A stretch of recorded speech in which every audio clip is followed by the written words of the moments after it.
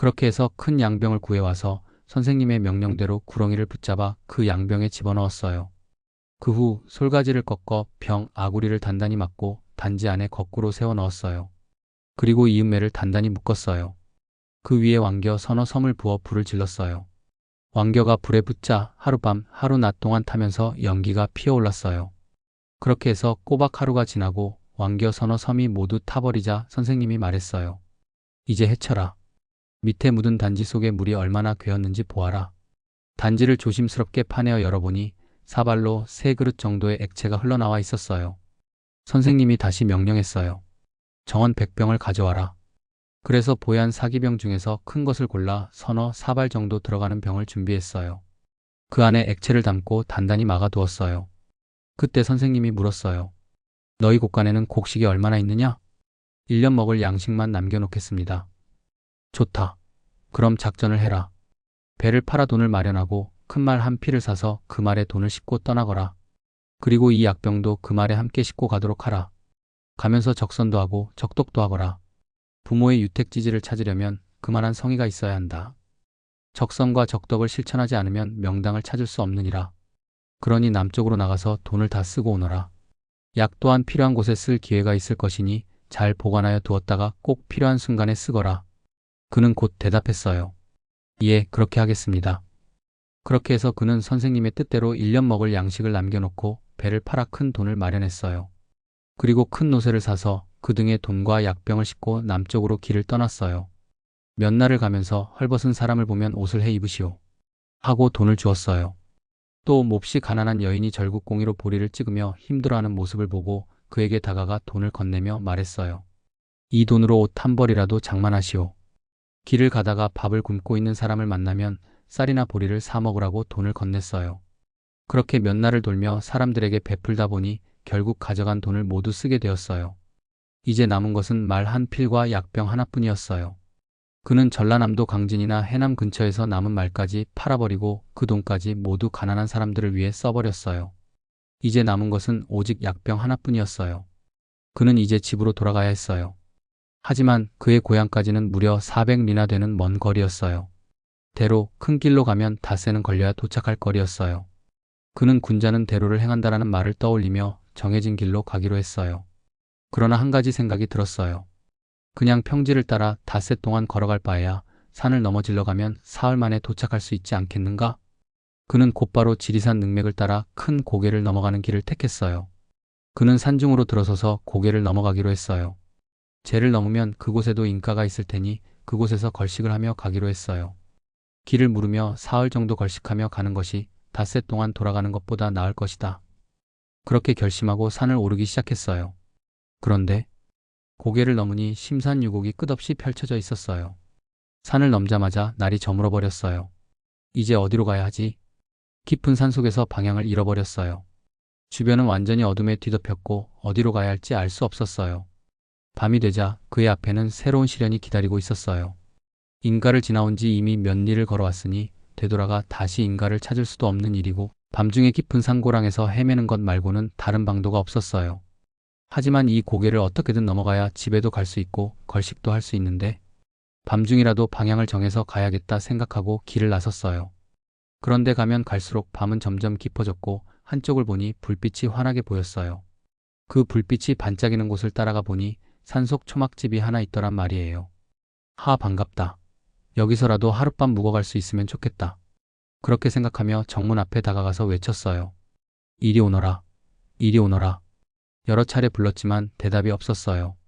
몇 번을 더 불러도 인기척이 없어서 그냥 발길을 돌리려 하는데 앞문이 바드득 열리더니만 누구신데 이 깊은 밤에 여기를 찾아오셨습니까?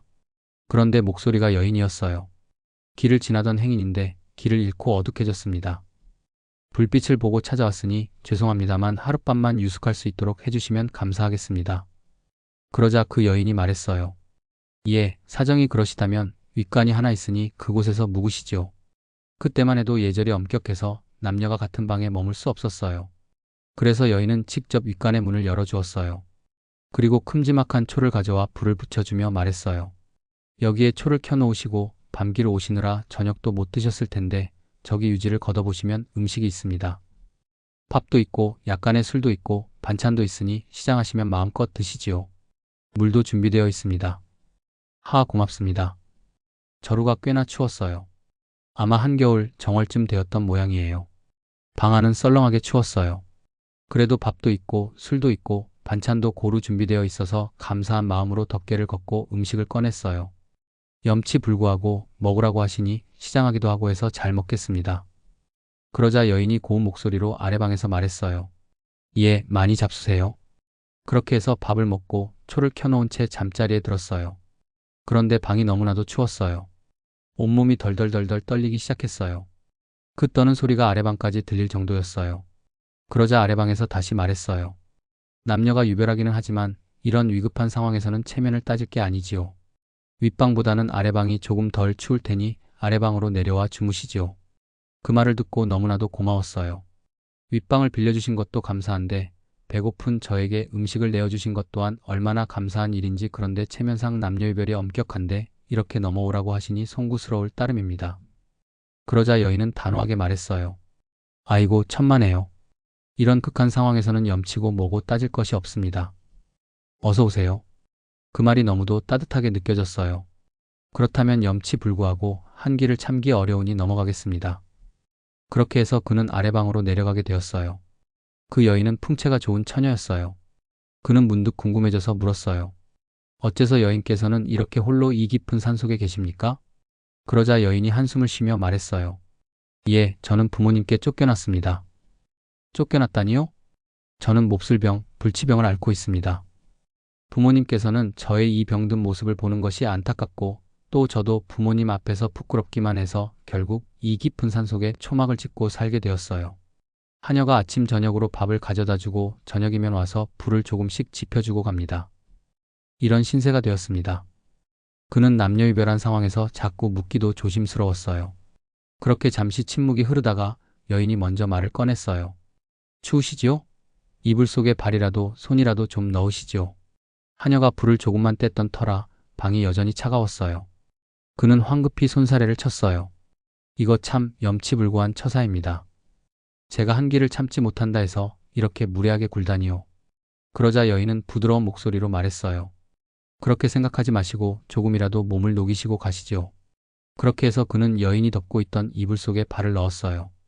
따뜻했어요. 여인도 싫어하는 기색 없이 가만히 있었어요. 그렇게 이야기를 나누던 중 그는 그녀가 누구인지 차츰차츰 알게 되었어요. 여인은 강진 땅의 부촌 출신이었어요.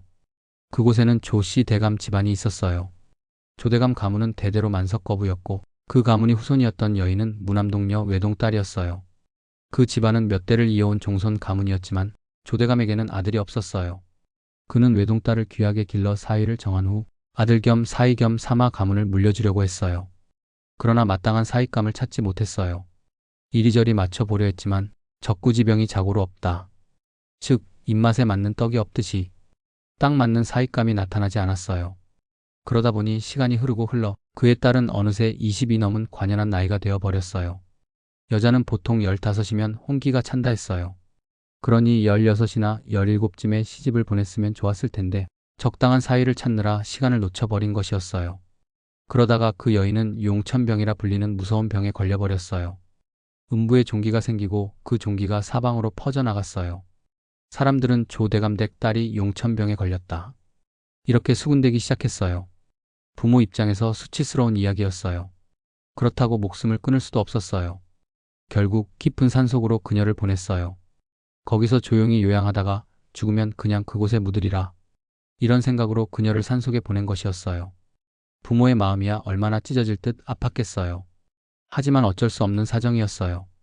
그들은 그녀가 산속에서도 부족함 없이 살도록 비단금침과 생활 필수품을 모두 갖춰주었어요. 그리고 하녀를 시켜 아침 저녁으로 밥을 날라다 주도록 했어요. 결국 그녀는 이 깊은 산속에서 홀로 지내게 된 것이었어요. 그는 순간 선생님이 건네주었던 약병이 떠올랐어요. 그 약을 써야 할 곳이 바로 여기가 아닌가? 그는 즉시 짊어졌던 행장을 풀었어요. 그리고 약병을 꺼내어 그녀에게 건넸어요. 이 약이 해로운 약은 아닙니다. 모쪼록 잘 복용하시고 건강을 되찾으시길 바랍니다. 그녀는 눈을 크게 뜨고 그 약병을 가만히 받았어요. 그렇게 해서 그는 그녀에게 마지막 인사를 하고 떠났어요.